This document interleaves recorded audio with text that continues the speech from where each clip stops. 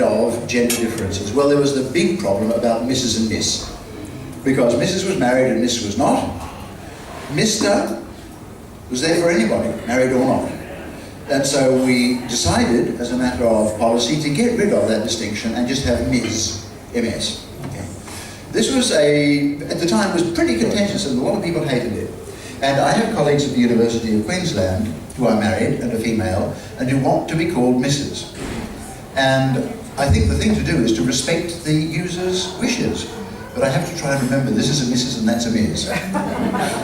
It gets worse, because recently someone else said, well look, that's okay, but we've got an extra problem that Mr. and Ms. actually do mark a difference of gender, and that's a bad thing, we should try and erase it. So we're going to have what stands for the unknown quantity in algebra? X.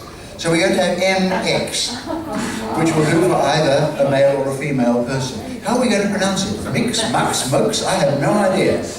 So my guess is that this one is not going to persist. But you see the way the argument is going. Because for a long time, professor could be either gender, doctor's okay. Although actually there's an interesting twitch about doctor, because of course surgeons are called, what used to be called Mr. Right? Now, this is an odd thing, because first of all you're Mr., you study, you become a doctor, you study again and you become a Mr. Right? And this is because in olden days, the doctors were learned people who discussed things, and the surgeons actually pulled the teeth and set the broken bones. And they were Misters. I know a lady who was called Mr. in a hospital in England, out of respect for her standing in her profession, rather than her gender.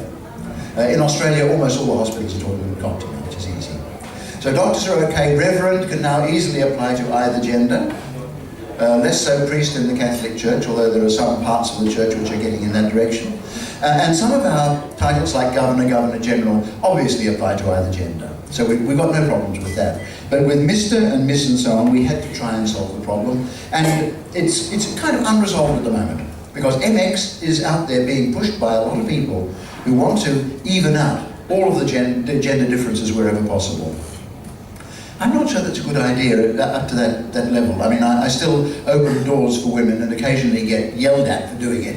And my worst moment ever was on the tube in London, when a lady who got on with a pram and a young baby, and she was heavily pregnant, and I leapt out of my seat and she chewed me out for trying to pick her up.